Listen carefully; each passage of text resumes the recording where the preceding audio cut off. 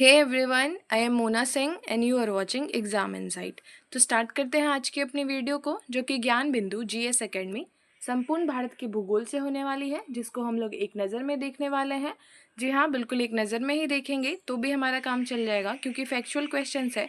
अगर ध्यान में रहता है ना, तो एग्ज़ाम में क्वेश्चन देखने पे वो ऑटोमेटिक क्लिक करता है। और इसी तरीके से हमारी संपूर्ण भारतीय इतिहास, भारतीय राज्य व्यवस्था और विज्ञान के भी वीडियोज़ आ रखे हैं। अगर आप लोगों ने अभी तक उन्हें भी नहीं देखा है तो कृपया करके चैनल विजिट करिए, और वहाँ पे आपको प्लेलिस्ट मिल जाएगी अलग अलग। वहाँ से आप लोग उसको देख सकते हैं, क्योंकि एग्ज़ाम में ये बहुत ही ज़्यादा हेल्पफुल होने वाले हैं। और लास्ट टाइम है एग्ज़ाम्स का, तो आप लोगों के लिए रिवीजन का हो जाएगा ये वन शॉट वीडियो। तो उस हिसाब से आप लोग समझ सकते हैं। वन शॉट नहीं होगा, क्योंकि ये ना आपको लंबी पीडीएफ है, और अगर एक ही वीडियो में कवर करवाना है तो फिर बहुत सारे फैक्ट्स हो जाते हैं और लोगों को प्रॉब्लम भी होती है याद करने में। इवन मेरे साथ भी यही होता, अगर मैं इस पीडीएफ को याद करने बैठती और एक वीडियो में अगर देखती तो नहीं होता पॉसिबल, क्योंकि इतने फैक्ट्स हैं कि आपको ना बहुत ज़्यादा दिक्कत होने वाली है। और जितने फैक्ट्स हैं इसमें, उन सबको भी नहीं पढ़ना है। बहुत से लोग पीडीएफ लेके बस पढ़ लेते हैं, तो वो भी नहीं है, क्योंकि इतने ज़्यादा फैक्ट्स हैं ना, सबको याद रखना पॉसिबल ही नहीं है। तो जो बहुत ज़्यादा इंपॉर्टेंट है, बस उसको ही बार बार रिपीट करने से एग्ज़ाम्स क्लियर हो जाने वाले हैं। तो स्टार्ट करते हैं आज की अपनी वीडियो। अगर आप लोगों को अच्छी लगे तो प्लीज़ लाइक शेयर सब्सक्राइब करिए, and do let me know in the comment section कि आपको ये वीडियो कैसी लगती है। और अगर आप लोगों को टेलीग्राम चैनल का लिंक चाहिए, क्योंकि पीडीएफ भी तो चाहिए होगा ना, वरना आप लोग बोलिएगा कि पीडीएफ कहाँ है, पीडीएफ कहाँ है। तो टेलीग्राम चैनल आपको पिन होगा कमेंट में, वहाँ से आप लोग जाके देख सकते हैं और पीडीएफ डाउनलोड कर सकते हैं। तो स्टार्ट करते हैं आज की अपनी वीडियो, और ये आपको थर्ड पार्ट है, जो कि लास्ट पार्ट होने वाला है। देहरादून स्थित forest survey report of India 2 वर्ष के अंतराल पर वन संबंधी रिपोर्ट जारी किए जाते हैं। शुष्क वन अनुसंधान संस्थान कहाँ पे है? तो ये है आपको जोधपुर में। भारत में कुल वन एवं वृक्ष आच्छादित क्षेत्र कितने हैं? तो ये है आपको 8,09,537 वर्ग किलोमीटर। कितने हैं? 8,09,537 वर्ग kilometre. India state forest report 2021 के अनुसार देश के कुल क्षेत्रफल में 24.62% भौगोलिक क्षेत्र वनों एवं वृक्षों द्वारा आच्छादित है। यहाँ देखिए, India state of forest report क्या है? 2021, क्योंकि अभी तक न्यू रिपोर्ट नहीं आया है। हर 2 साल के अंतराल पे ये फॉरेस्ट रिपोर्ट जारी होता है, और इसके अनुसार कितना है? 24.62% है। देश में सर्वाधिक वन्य क्षेत्र कहाँ पे है? तो ये है आपको एमपी में। सर्वोच्च प्रतिशत कहाँ पे है आपको वनों का? तो ये है आपको मिजोरम में। यहाँ देखिए, सर्वाधिक वन क्षेत्र बोल रहा है तो एमपी हो जाएगा, और वनों का सर्वोच्च प्रतिशत बोलेगा तो मिजोरम हो जाएगा। India state of forest report के अनुसार आंध्र प्रदेश में ना सबसे ज़्यादा वृद्धि हुई है। वनों की जो वृद्धि हुई है ना, वो कौन से स्टेट में हुई है? तो आंध्र प्रदेश में। और सबसे ज़्यादा वन कहाँ पे है? तो मध्य प्रदेश में। इसमें कंफ्यूज नहीं होना है। आगे है, देश के सर्वाधिक क्षेत्रफल पर उष्णार्ध पतझड़ वन पाए जाते हैं। कौन से वन? उष्णार्ध पतझड़ वन। यहाँ देख लीजिएगा। भारत में मैंग्रोव वनस्पति का सर्वाधिक विस्तार कहाँ पे है? तो ये है आपको पश्चिम बंगाल में। भारत में चंदन की लकड़ी के वन सबसे अधिक कहाँ पे हैं? तो नीलगिरी की पहाड़ियों में पाए जाते हैं। फूलों की घाटी उत्तराखंड में स्थित है। फूलों की घाटी कहाँ है? उत्तराखंड में है। शांत घाटी कहाँ है? साइलेंट वैली जिसको बोला जाता है, ये कहाँ है आपको? तो केरल में है। कहाँ पे है? केरल में है। भारत के पूर्वी घाट में उष्णकटिबंधीय सदाबहार वन नहीं पाए जाते हैं। यहाँ पे क्या लिखा हुआ है? नहीं पाए जाते हैं पूर्वी घाट में। जो वन चक्रवातों के अवरोधकों का कार्य करते हैं, उन्हें क्या बोलते हैं? तो मैंग्रोव बोलते हैं। क्या बोलते हैं? मैंग्रोव बोलते हैं। आगे है, पर्वतीय वनस्पति में पाए जाने वाला चीर वृक्ष है। चीर वृक्ष कहाँ पाया जाता है? तो पर्वतीय वनस्पति में पाया जाता है। भारत में उपोष्ण वनस्पति क्षेत्र में वार्षिक औसत तापमान कितना रहता है? तो 17 डिग्री से 24 डिग्री रहता है। नीलगिरी पहाड़ियों में पेड़ की सामान्य जाति कौन सी है? तो ये है आपको सागौन। क्या है? सागौन का जो पेड़ है वो नीलगिरी पहाड़ियों में पाया जाता है। सुल्तानपुर बर्ड अभयारण्य, ये आपको गुड़गांव में है। सुल्तानपुर से आप लोग बिहार पे नहीं चले आइएगा, सुल्तानपुर बर्ड अभयारण्य गुड़गांव में है। दुधवा राष्ट्रीय उद्यान, ये आपको यूपी में है, दुधवा। पेरियार गेत अभयारण्य जंगली हाथियों के लिए है। ये पेरियार गेत अभयारण्य किसके लिए है? तो हाथियों के लिए है। गिर का जो वन है वो शेरों के लिए प्रसिद्ध है। और कहाँ है? गिर है गुजरात में। कहाँ पे है? गिर है गुजरात में। यहाँ इसको अच्छे से देख लीजिएगा आप लोग एक बारी। हाँ, सुल्तानपुर का कहाँ है आपको? गुड़गांव में। दुधवा कहाँ है? यूपी में। पेरियार गेट बोल रहा है यहाँ पे। पेरियार गिर, यहाँ देखिए गिर और गेत में कंफ्यूज नहीं होना है। पेरियार गेत है तो हाथियों के लिए है, और गिर जो है वो शेरों के लिए, और कहाँ पे है तो गुजरात में है। इंदिरा गांधी वन्य जीव अभयारण्य एवं राष्ट्रीय उद्यान एक टॉल स्लिप के नाम से जाना जाता है। किससे? टॉप स्लिप के नाम से जाना जाता है। डिचिगम वन्य जीव अभयारण्य कहाँ पे है तो ये है आपको जम्मू कश्मीर में। केवलादेव घाना पक्षी अभयारण्य तो ये है आपको राजस्थान में, केवलादेव राजस्थान और डिचिगम जम्मू कश्मीर। कान्हा कहाँ है तो ये आपको एमपी में है। पेरियार कहाँ है? केरल में है। भारत में सबसे अधिक उपजाऊ वाली मृदा कौन सी है तो जलोढ़ मिट्टी है। गंगा के जलोढ़ मिट्टी की भूमि सतह के नीचे लगभग 600 मीटर है। गंगा के मैदानों की पुरानी कछाड़ी मिट्टी को क्या बोलते हैं तो बांगड़ बोलते हैं।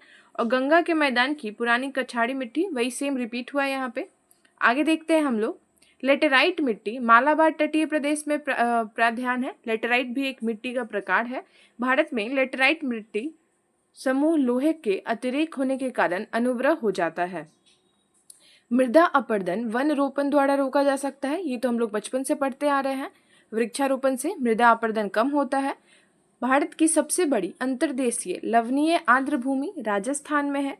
लेटेराइट मिट्टी या लेटेराइट मृदा उच्च ताप व भारी वर्षा वाले क्षेत्र में विकसित होती है। सारण सिंचाई नहर गंडक से निकलती है। आपको सारण जो सिंचाई नहर है वो कहाँ है? गंडक से निकलती है। त्रिवेणी नहर ये भी आपको गंडकी नदी पे है या गंडक नदी पे बोल सकते हैं।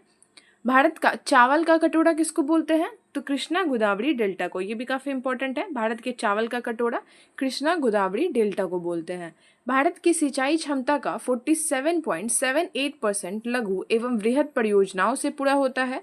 धान की खेती भारत में सर्वाधिक क्षेत्रफल में होती है। और भारत में हरित क्रांति का जनक किनको कहा जाता है तो ये आपको बोला जाता है डॉक्टर MS स्वामीनाथन को, जिनकी मृत्यु हो गई है। भारत के मध्य प्रदेश राज्य में सोयाबीन की खेती सबसे अधिक होती है। ये भी इंपॉर्टेंट फैक्ट है कि सोयाबीन की खेती सबसे ज़्यादा कहाँ पे होती है तो MP में होती है। और यहाँ देख लीजिए कि भारत में हरित क्रांति के जनक तो डॉक्टर MS स्वामीनाथन। भारत में श्वेत क्रांति के जनक कौन है तो ये आपको DV कुरियन माने जाते हैं। कौन है? DV कुरियन, ये भी काफ़ी इंपॉर्टेंट है।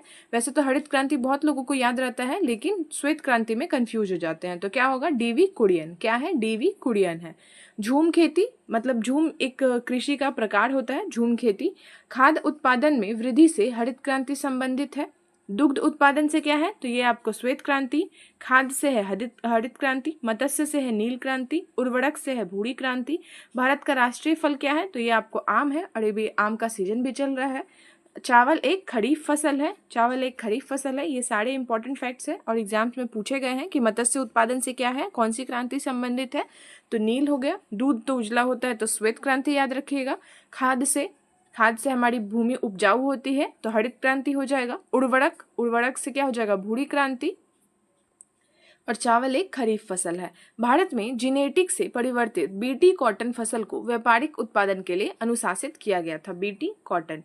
भारत में ऊर्जा का मुख्य स्रोत क्या है? तापीय ऊर्जा है। क्या है? तापीय ऊर्जा। भूतापीय ऊर्जा पर आधारित मणिकरण बिजली संयंत्र कहाँ है तो ये है आपको हिमाचल प्रदेश में। भारत में वाणिज्यिक ऊर्जा का 67% कोयले से पूरा होता है। भारत में कुल उत्पादित विद्युत में परमाणु शक्ति का कितना परसेंट है तो 2% है। कितना है? 2%। भारत में तमिलनाडु एवं गुजरात में पवन ऊर्जा के विकास की संभावनाएं अधिक है। भारतीय खनिज पदार्थों का भंडार छोटा नागपुर का पठार कहा जाता है। भारत का सर्वाधिक जस्ता उत्पादक कौन सा राज्य है तो ये है आपको राजस्थान। ये क्या है आपको? राजस्थान। MP में भारत में मैंगनीज का सर्वाधिक उत्पादक करता है। कौन करता है तो MP करता है। और जस्ता को कौन करता है तो राजस्थान। आगे देखते हैं हम लोग। मध्य प्रदेश का पन्ना हीरा या पन्ना जिला हीरा खनिज के लिए प्रसिद्ध है। मध्य प्रदेश में क्या है तो हीरा समझिए, पन्ना जिला। भारत के केरल राज्य में विश्व का सबसे बड़ा थोडियम का भंडार है। तो थोडियम सबसे ज्यादा कहाँ पे है? केरल में है। ये बहुत बार सारे एग्जाम्स में आपको पूछा गया है, बार बार रिपीटेड क्वेश्चन है ये कि थोडियम का भंडार कहाँ पे है सबसे बड़ा तो केरला में है। कहाँ पे है? केरला में। झारखंड में कोयले की खानें कहाँ पे है तो झड़िया में स्थित है। भारत में खनिज के तेल भंडार मुख्यतः अवसादी चट्टानों में पाए गए हैं। मुंबई में या मुंबई हाई पेट्रोलियम से संबंधित है। आपको विश्व का सर्वोत्तम किस्म का अभ्रक कहाँ पाया जाता है तो हजारीबाग में पाया जाता है। कहाँ पे? हजारीबाग में। मध्य प्रदेश भारत में 2019-20 के दौरान कुल उत्पादन का 33% मैंगनीज अयस्क का अग्रणी उत्पादक राज्य रहा है। राउरकेला इस्पात संयंत्र का स्थापना जर्मनी के सहयोग से हुआ है। ये भी आपको काफ़ी इंपॉर्टेंट फैक्ट है कि राउरकेला का जो इस्पात संयंत्र है किसकी स्थापना कौन से देश की सहायता से हुआ है, तो जर्मनी के सहायता से हुआ है। राउरकेला जर्मनी की सहायता से कोयले की स्थानीय आपूर्ति उपलब्ध है आपको, VISL भद्रवाती को नहीं है। ये इतना इम्पोर्टेंट नहीं है। विभाजन के कारण भारत का जूट और रुई उद्योग बुरी तरह से प्रभावित हुआ था। ये पूछ सकता है कहीं कि कौन सा उद्योग विभाजन के कारण बुरी तरह से प्रभावित हुआ था, तो जूट और रुई उद्योग। नून माटी तेल शोधक खनिज तेल क्षेत्र के समीप ही स्थापित की गई है। नून माटी क्या है, तो तेल शोधक खनिज तेल के क्षेत्र के समीप ही स्थापित की गई है। जामनगर में क्या होता है, ऊनी वस्त्र उद्योग है। हॉसपेट में क्या है, लोहा और इस्पात है। कोरबा में एल्यूमिनियम है। हल्दिया में उर्वरक है। कपास उद्योग जिन्हें कच्चे माल पर आश्रित है वे भार हास्य मूलक है। वो क्या है, भार हास्य मूलक है। बिहार में तेल शोधक कारखाना कहाँ है, तो बरौनी में है। और बरौनी कहाँ है, तो ये आपको बेगूसराय में है। एल्यूमिनियम उद्योग मूड़ी में स्थापित है। कहाँ पे है, मूड़ी में स्थापित है। पेट्रो रसायन के उत्पादन का सबसे बड़ा केंद्र कहाँ पे है, तो जामनगर में है। श्रीनगर और कन्याकुमारी दो ऐसे शहर हैं जो उत्तर दक्षिण कॉरिडोर से जुड़े हुए हैं। श्रीनगर और कन्याकुमारी, देखते हैं नॉर्थ और साउथ हो गया डायरेक्ट। कोंकण रेल मार्ग महाराष्ट्र, कर्नाटक, गोवा, केरल राज्यों से होकर गुजरती है। पूर्व मध्य रेलवे का मुख्यालय कहाँ पे है, तो ये है आपको हाजीपुर में। ये भी काफी इंपॉर्टेंट है। पूर्व मध्य रेलवे का मुख्यालय हाजीपुर। भारत के मुंबई नगर में दो रेलवे जोन का मुख्यालय है। भारत में कुल कितने बंदरगाह हैं, तो 13 मुख्य बंदरगाह हैं। प्रदीप बंदरगाह कहाँ है, उड़ीसा में है। जवाहरलाल नेहरू मुंबई में है। दीनदयाल गुजरात में है। अटल सुरंग रोहतांग हिमाचल प्रदेश की लंबाई 9.02 किलोमीटर है। और अटल सुरंग कहाँ पे है, तो ये है आपको हिमाचल प्रदेश, रोहतांग के हिमाचल प्रदेश में। और कितनी लंबाई है, तो 9.02 किलोमीटर।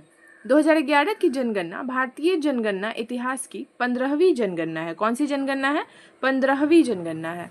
आगे देखते हैं हम लोग, भारत में जनसंख्या वृद्धि का मुख्य कारण क्या है, तो यह आपको मृत्यु दर में कमी। जो जनसंख्या वृद्धि का मुख्य कारण है, मृत्यु दर में कमी है।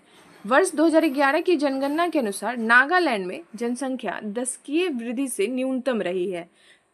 जनगणना 2021 के अंतिम जनसंख्या की कुल संख्या के अनुसार बिहार राज्य में जनसंख्या घनत्व सबसे अधिक है। बिहार में जनसंख्या घनत्व सबसे अधिक है। भारत के अरुणाचल प्रदेश राज्य में जनसंख्या घनत्व सबसे कम है। बिहार में सबसे ज़्यादा और अरुणाचल प्रदेश में सबसे कम। विश्व बैंक की रिपोर्ट के अनुसार भारत में 50% से अधिक निर्धन बिहार, यूपी, MP, उड़ीसा में निवास करते हैं। भारत में योजनाबद्ध बसा शहर कौन सा है, तो ये है आपको चंडीगढ़ बसा हुआ है योजनाबद्ध तरीके से। भारत के मिजोरम राज्य में उसकी कुल आबादी में अनुसूचित जनजाति की आबादी प्रतिशत अधिकतम है। हालचू, ओंजे, सोमपिन भारत के अंडमान और निकोबार द्वीप समूह के मूल निवासी है। ये भी काफ़ी इंपॉर्टेंट है, आपको ये फैक्ट्स पूछ दिए गए हैं कि सोमपिन कहाँ की जनजाति है, तो ये आपको अंडमान और निकोबार द्वीप समूह में रहती है। तो हो सकता है आपको हालचू या ओंजे से रिलेटेड कुछ पूछ ले। गारो क्या है, तो मेघालय की जनजाति है। बोडो आपको गारो पहाड़ी के निवासी हैं। गद्दी क्या है, तो हिमाचल प्रदेश के निवासी है। सोमपिन आपको निकोबार द्वीप समूह में पाए जाते हैं। भील जनजाति महाराष्ट्र में। हरियाणा राज्य में जनजाति समुदाय की कोई पहचान नहीं की गई है। थारू जनजाति यूपी और उत्तराखंड में है। मानस राष्ट्रीय उद्यान कहाँ पे है, तो ये आपको असम में है। कहाँ पे है, असम में। कान्हा किसली, रणथंभौर, जिम कॉर्बेट, ये सब आपको कहाँ है, तो ये आपको प्रोजेक्ट टाइगर के लिए है। कान्हा किसली, रणथंभौर और जिम कॉर्बेट, तो ये आपको प्रोजेक्ट टाइगर के अंतर्गत आता है। साइलेंट वैली केरला में है, अभी अभी हमने देखा है। विक्रमशिला गंगात्मक डॉल्फिन अभ्यारण्य, ये आपको कहाँ पे है, भागलपुर में है। भिलाई किसकी मदद से बना है, तो ये आपको रशिया की मदद से बना है। उस टाइम के लिए USSR था, तो भिलाई रशिया की मदद से। भिलाई, दुर्गापुर और राउरकेला लौह इस्पात किस पंचवर्षीय योजना के दौरान आई है, तो ये आपको द्वितीय पंचवर्षीय योजना। भिलाई, दुर्गापुर और राउरकेला लौह इस्पात, तो द्वितीय पंचवर्षीय योजना। भारत में प्रथम कपास या सूती वस्त्र उद्योग की स्थापना कहाँ होती है, तो कोलकाता में होती है। डालमिया दादरी सीमेंट कारखाना कहाँ पे है, तो हरियाणा में है। कहाँ पे है, हरियाणा में।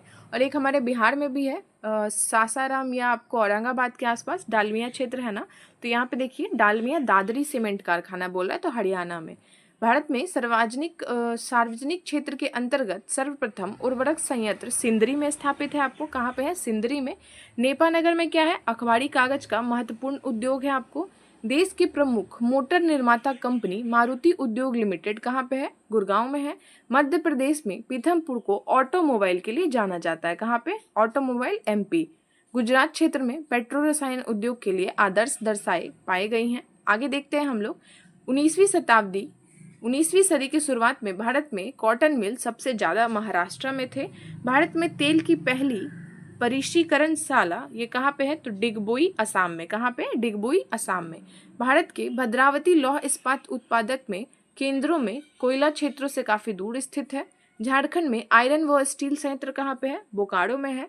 भारत में रासायनिक उर्वरकों के 2 बड़े उपभोक्ता राज्य कौन कौन से हैं? तो ये आपको पंजाब और हरियाणा। पोत निर्माण यार्ड मझगांव डाक कहाँ पे है? तो ये है आपको मुंबई में। नून माटी तेल शोधनशाला ये आपको असम में है। कोयला तेल शोधन संस्थाला तो ये आपको शोधनशाला ये आपको गुजरात में है। मंगलौर तो ये आपको कर्नाटका में है। पानीपत हरियाणा में है। भारत के यूपी राज्य को क्या बोला जाता है? चीनी का कटोरा बोला जाता है। किसको क्या बोला जाता है? भारत के यूपी राज्य को चीनी का कटोरा बोला जाता है, या तो sugar ball of India. Sugar ball of the world कौन है? ये आप लोग कमेंट सेक्शन में बताइएगा। ये भी बहुत सारे एग्जाम से पूछा गया है कि sugar ball of the world. भारतीय जूट उद्योग के लिए प्रमुख प्रतिद्वंदी कौन है? तो बांग्लादेश है। अहमदाबाद में पहली सूती मिल कारखाना कब लगा था? 1881 में। भारत में इस्पात उद्योग को कोकिंग कोयला के आयात की अपेक्षा है। उर्वरक उद्योग के लिए नेफ्था, जिप्सम और सल्फर कच्चा माल है। क्या है आपको? नेफ्था, जिप्सम और सल्फर। प्रथम रबर संयंत्र भारत के पानीपत में लगाया गया था। देश में राष्ट्रीय राजमार्ग के अंतर्गत सड़कों की कुल लंबाई कितनी है? तो यह है आपको 1,36,440 किलोमीटर। 1,36,440 किलोमीटर। राष्ट्रीय राजमार्ग 44 के निर्माण के लिए 7 राष्ट्रीय राजमार्गों को आपस में मिलाया गया था। राष्ट्रीय राजमार्ग 66 को पहले NH-17 के नाम से जाना जाता था। उत्तर दक्षिण व पूर्व दक्षिण कॉरिडोर सुपर हाईवे का मिलन झांसी कस्बा में हुआ है। 0 माइलस्टोन ब्रिटिश द्वारा स्थापित किया गया है, जो इस बिंदु का प्रयोग सभी दूरियों को मापने के लिए करते हैं, और यह नागपुर में है। 0 माइल हम लोग बोलते हैं ना, वही है। विश्व में भारतीय रेलवे नेटवर्क की चौथी स्थिति है। भारत में पहली रेलगाड़ी 1853 में, और किसके टाइम में? तो डलहौजी के टाइम में। कहाँ से कहाँ तक? तो मुंबई से थाने तक। ऐसा है क्या? मुंबई से थाने। आप लोग बताइए। कोंकण रेलवे रोहा से मंगलुरु को जोड़ता है। भारत में वायु परिवहन 1911 में शुरू हुआ था, और विश्व की सर्वप्रथम हवाई डाक सेवा 1911। भारत में वायुदूत एयरलाइन की स्थापना कब होती है? 1981 में होती है। हो सकता है आपको इस टाइप के फैक्ट्स अभी पूछ ले, क्योंकि अभी थोड़ा सा एरोप्लेन या हेलीकॉप्टर ये सब आपको न्यूज़ में चल रहा है क्रैश की वजह से, तो हो सकता है आपको ये सब पूछ ले कि कब शुरू हुआ था। तो ध्यान से इसको देखिएगा। स्वामी विवेकानंद एयरपोर्ट भारत के रायपुर में है आपको। राष्ट्रीय जलमार्ग संख्या 1 इलाहाबाद को हल्दिया से जोड़ता है। इलाहाबाद को हल्दिया से जोड़ता है जलमार्ग संख्या 1। आगे देखते हैं हम लोग। वर्तमान मुंबई बंदरगाह को दबाव को कम करने के लिए नहावोशा सेवा पतन का निर्माण किया गया। ये सब इतना इंपॉर्टेंट नहीं है। स्वतंत्रता के बाद विकसित किया गया पहला पतन क्या है? तो कांडला है। कांडला याद रखिएगा। मामरा गांव पतन कहाँ पे है? तो मामरा गांव कहाँ पे है पतन? आपको गोवा में है। भारत का कृत्रिम बंदरगाह चेन्नई है।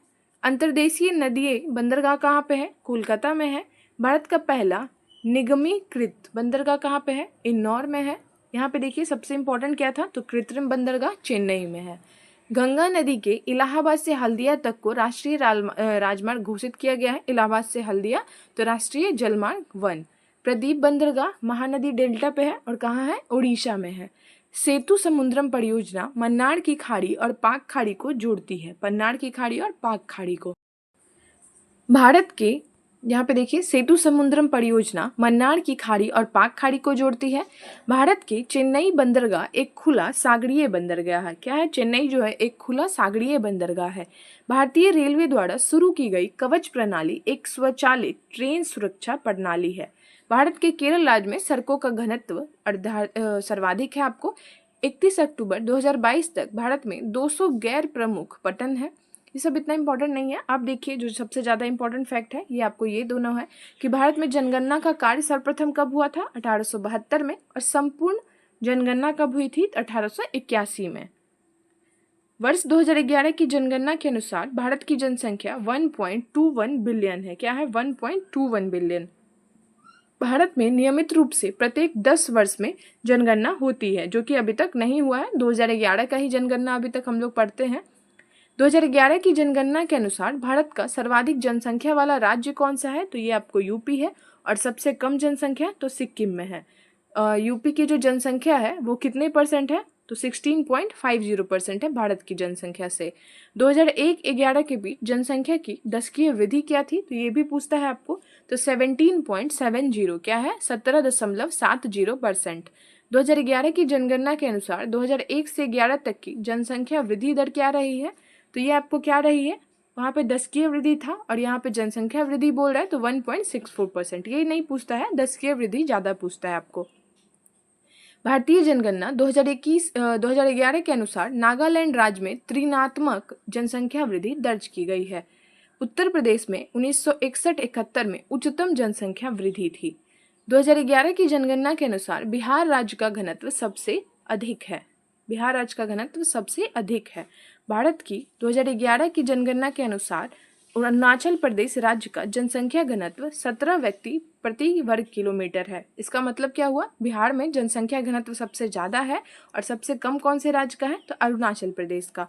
2011 की जनगणना के अनुसार लिंगानुपात प्रति 1000 पुरुषों पर 743 महिलाएं हैं। कितनी है? 1000 पुरुषों पर 743 महिलाएं।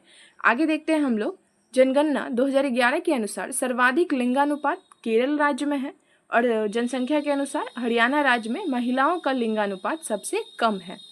2011 की जनगणना के अनुसार बाल लिंगानुपात, तो ये आपको 1000 पुरुषों पर 919 महिलाएं थी। सन 2011 की जनगणना के अनुसार ग्रामीण जनसंख्या का सबसे अधिक अनुपात हिमाचल प्रदेश में, और यहाँ पे नगरीय जनसंख्या का तो ये आपको गोवा में। 2011 की जनगणना के अनुसार भारत की कुल जनसंख्या में नगरीय जनसंख्या कितनी थी? तो 31.2% और शहरी 31.16%। भारत में नगरीय जनसंख्या में सर्वाधिक योगदान किसका रहा है? तो महाराष्ट्र का। सर्वाधिक अनुसूचित जनजाति एमपी में है आपको। भारत में प्रभावित साक्षरता दर की गणना 7 वर्ष की कम उम्र से ऊपर की जनसंख्या से की जाती है। यहाँ देखिए, 7 वर्ष की उम्र से ऊपर की जनसंख्या से की जाती है। 2011 की जनगणना के अनुसार भारत की अनुमानित साक्षरता दर क्या है? तो यह आपको 74.4%। और सबसे कम वाला कौन सा राज्य है? तो बिहार है आपको, और सबसे ज़्यादा तो शायद केरला हो जाएगा। 2011 की जनगणना के अनुसार भारत में साक्षरों की संख्या, ये सब नहीं पूछता है। बिहार की अनुमानित आबादी तो 10 करोड़। दिल्ली राज्य कोई अभिज्ञात जनजातीय समुदाय नहीं है यहाँ पे दिल्ली में। हरियाणा में भी आपको जनजातीय समुदाय नहीं है, दिल्ली और हरियाणा में। भारत की राष्ट्रीय जनसंख्या नीति 2000 के अनुसार 2045 तक जनसंख्या स्थिरता प्राप्त करना हमारा दीर्घावधि लक्ष्य है। कब तक? 2045 तक। ये भी याद रखिएगा, 2045 तक। जनगणना 2011 के अनुसार यूपी में 10 लाखी नगरों की संख्या 7 है। भारत में जनसंख्या घनत्व निरंतर बढ़ रहा है, घट नहीं रहा है बल्कि बढ़ रहा है। भारत में नई राष्ट्रीय जनसंख्या नीति 2000 में अपनाई गई थी। कब अपनाई गई थी? 2000 ईस्वी में। भारत में नगरीय केंद्रों का वर्गीकरण 6 है। जनसंख्या के संदर्भ में वर्ष 1921 में महान विभाजन का वर्ष कहा गया है, जिसके पश्चात भारत की जनसंख्या में निरंतर त्वरित वृद्धि की जाती है। तो महान विभाजन का वर्ष कौन सा था? 1921 था। पुडुचेरी में लिंग अनुपात प्रति 1000 पुरुषों की तुलना में महिलाओं की संख्या 1000 से ऊपर है। कहाँ पे? पुडुचेरी में। आगे देखते हैं हम लोग। जनसंख्या वर्ष 2011 में भारत की कुल जनसंख्या 121 करोड़ में नगरीय का प्रतिशत कितना है? तो 31.15% है। जो बहुत ज़्यादा इंपॉर्टेंट फैक्ट्स होंगे बस उनको ही देखना है, क्योंकि यहाँ पे जनगणना से रिलेटेड बहुत सारे फैक्ट्स दिए हुए हैं, तो सबको याद नहीं रखना है। 2011 की जनगणना के अनुसार भारत में ऐसे लोग जिन्हें प्रवासी आंतरिक माना जाता है, अर्थात जो अपने पहले निवास से अब किसी भिन्न स्थान पर बस गए हैं, उनका परसेंट क्या है? तो 35% है। 2011 की जनगणना के अंतिम जनसंख्या योग के अनुसार भारत की देश में कुल जनसंख्या, ग्रामीण बाल जनसंख्या का, ये सब इतना इंपॉर्टेंट नहीं है। भारतीय जनसंख्या 2011 के अनुसार यूपी में नगरों की सर्वाधिक संख्या है। भारत सरकार ने 1982 में व्यापक परिवार नियोजन कार्यक्रम शुरू किया था। कब किया था? 1982 में। निश्चित अंतराल पर की जाने वाली जनसंख्या की आधारित गणना को क्या बोलते हैं? तो जनगणना बोलते हैं। निश्चित समय अंतराल पर की जाने वाली जनसंख्या की आधारित गणना को। राष्ट्रीय जनगणना के भारत के भीतर निर्जातीय समूहों को पहचान की गई है, यहाँ पे नहीं की गई है, पहचान नहीं की जाती है। वर्ष 2001 के जनगणना के अनुसार बिहार राज्य की प्रजनन दर भारत में सबसे अधिक है। पनियान तथा इरूला जनजातियां केवल कहाँ पाई जाती है? केरल में पाई जाती है, पनियान और इरूला। गारो, खासी और जयंतिया तो ये आपको मेघालय में निवास करती हैं। गोंड जनजाति आंध्र प्रदेश में। भारत की सबसे बड़ी जनजाति कौन सी है? तो ये आपको भील जनजाति। टोडा जनजाति तमिलनाडु में। भारत में दूसरी सबसे बड़ी तो ये है आपको गोंड। सबसे बड़ी जनजाति भील, उसके बाद है गोंड। थारू जनजाति तराई प्रदेश में। अहोम जनजाति असम में। बदगा जनजाति नीलगिरी पहाड़ियों में। टोडा जनजाति यहाँ पे देखिए टोडा तमिलनाडु। लेपचा आपको सिक्किम में है। बिरहोर जनजाति झारखंड। गारो मेघालय। भारत की डायनामाइट लिमिटेड केंद्र हैदराबाद में स्थित है। डायनामाइट लिमिटेड केंद्र। जादूगोड़ा यूरेनियम के लिए प्रसिद्ध है। जादूगोड़ा किसके लिए प्रसिद्ध है? तो यूरेनियम के लिए है। भारत में सबसे बड़ी तेल शोधनशाला कहाँ पे है? तो जामनगर में है। भारत का सबसे गहरा तथा स्थलबद्ध सुरक्षित बंदरगाह क्या है? तो विशाखापत्तनम है। दक्षिण भारत का मैनचेस्टर किसको बोला जाता है? कोयम्बटूर को बोला जाता है। हीरा सिर्फ एमपी में पाया जाता है। खेतरी तांबा के लिए प्रसिद्ध है। भारत की सबसे महत्वपूर्ण यूरेनियम खान जादूगोड़ा में स्थित है। और कानपुर चमड़ा उद्योग के लिए प्रसिद्ध है। और ये पीडीएफ आपको यहीं पे ख़त्म होता है। अगर आप लोगों को अच्छी लगी हो तो प्लीज़ लाइक शेयर और सब्सक्राइब करिएगा। और अगर आप लोगों को ये पीडीएफ चाहिए तो टेलीग्राम चैनल आपको कमेंट सेक्शन में पिन है, वहाँ से जाके पीडीएफ डाउनलोड कर सकते हैं। Thank you so much for watching.